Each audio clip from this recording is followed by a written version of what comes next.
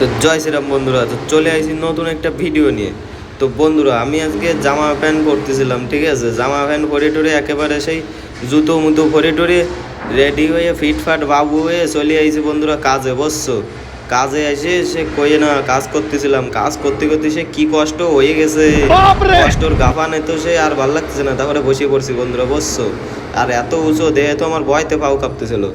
আর তারপরে কাজ করতেছিলাম, আর সামনের ওই জায়গায় সে বোম ফাটাচ্ছিল, বোম ফাটায় পাথর ভাঙতেছে। তা আমি আবার তাই বসে বসে দেখতেছিলাম, দেহেটে গলা শুকিয়ে গেছে, আইসি একটু জল খাতি।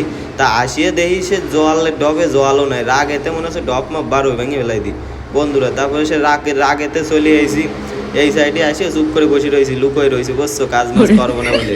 তো তারপরে আবার গেছি কাজ করতে, যাই দেখি আর কাজ করতে করতে সেই লেভেলের বৃষ্টি, বুঝছো বন্ধুরা। বৃষ্টির গাফানে আর কাজ করতে পারলাম না।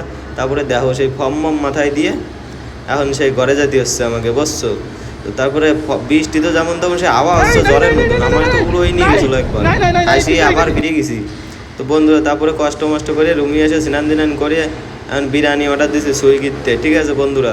তা আমার কুড়িয়ে বন্ধুরা দেখো সে বিরিয়ানি নিচে আনতে যাবে না বলে বালতিতে দড়ি বেঁধে নিচে পাঠাইছে।